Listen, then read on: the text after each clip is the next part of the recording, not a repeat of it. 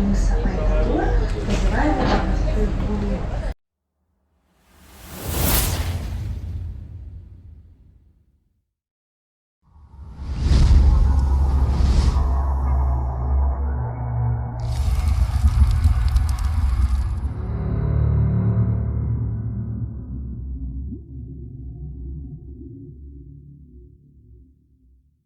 Ласточкино гнездо – это знаменитый замок, который находится в поселке Гаспро Ялтинского городского округа Крыма.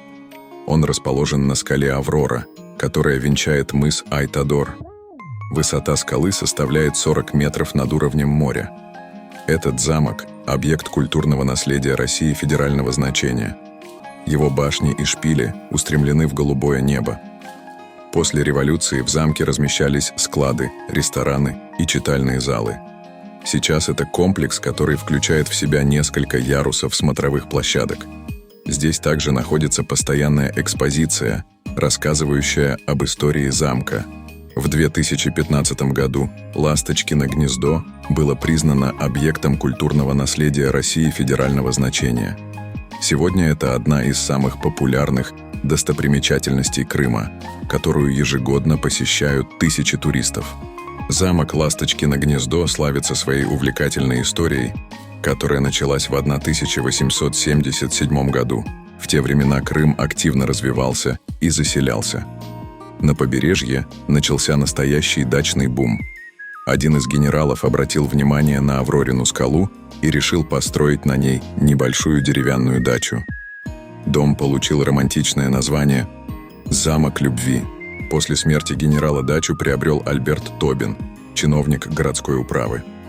Во время отдыха царской семьи в Ливадийском дворце Тобин исполнял обязанности придворного врача. Тобин частично перестроил дачу и назвал ее «Ласточкино гнездо».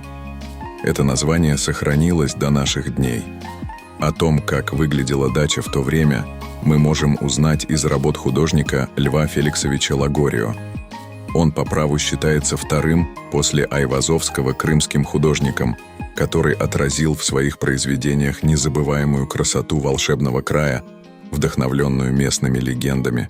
Прошло время, и госпожа Тобина, супруга чиновника, продала свою дачу купчихе Рахмановой.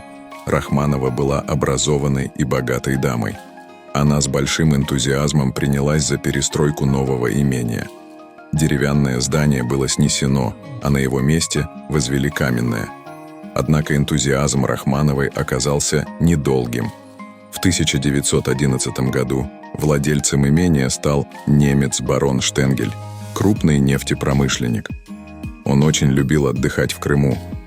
Именно благодаря ему Ласточкино гнездо приобрело свой нынешний вид. Барон решил построить новый дом в виде романтического замка, который напоминал средневековые замки на берегах Рейна. Проектом дома занимался архитектор Николай Сергеевич Шервуд, который переехал на южный берег Крыма из Москвы. Он был сыном известного архитектора Сергея Владимировича Шервуда, который строил жилые дома и деловые здания в центре Москвы. В результате на скале появился небольшой замок с окнами в виде стрельчатых арок и небольшими башенками. На втором этаже башни располагались две спальни – гостиная и прихожая. В парадном зале был установлен большой камин. Помещение освещали бронзовые светильники, а потолок с объемными изображениями драконов был украшен резьбой и инкрустацией. Стены замка украшали многочисленные гербы прошлых веков. Еще больше сходства со средневековым замком придавали массивные деревянные балки с крупными крепежными элементами. Хотя замок и напоминал средневековую крепость, его размеры были небольшими. Длина 20 метров, ширина 10 метров, а высота 12 метров. Для строительства стен замка использовался желтый камень и известняк, которые специально привозили из Евпатории. Вокруг замка разбили зеленый сад. Великий крымский художник Иван Константинович Айвазовский также не обошел своим вниманием этот романтический замок. Известно несколько его работ с изображением замка. Барон был в восторге от своего замка. Но когда началась Первая мировая война, он поспешно покинул Крым и продал замок купцу Шалапутину.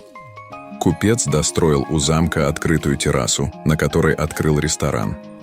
Однако заведение не приносило большого дохода из-за событий, происходивших в то время. Имение перешло к новой власти, ресторан закрыли. «Ласточкино гнездо» стало собственностью Ялтинского кооператива. К замку пристроили террасу, ресторан восстановили. В 1927 году в Крыму произошло сильное землетрясение. Первый толчок был слабым, но второй составил 9 баллов. На балконе в это время было много людей. Они успели покинуть его всего за 10 минут до разрушения. Аврорина скала частично разрушилась и треснула, но замок устоял. Долгие годы он простоял в аварийном состоянии. Трещины в здании увеличивались, посещение было запрещено. Чтобы вернуть замку былое величие, требовалось восстановить его, не разбирая стен. Архитектор Татиев создал проект реставрации замка, который был одобрен. Он приступил к ремонту, который был долгим, трудным и даже опасным. Была отлита железобетонная плита, которая стала надежным основанием здания. Также вокруг замка были установлены антисейсмические пояса для дополнительной защиты. Особую красоту башни придали шпили на башенках.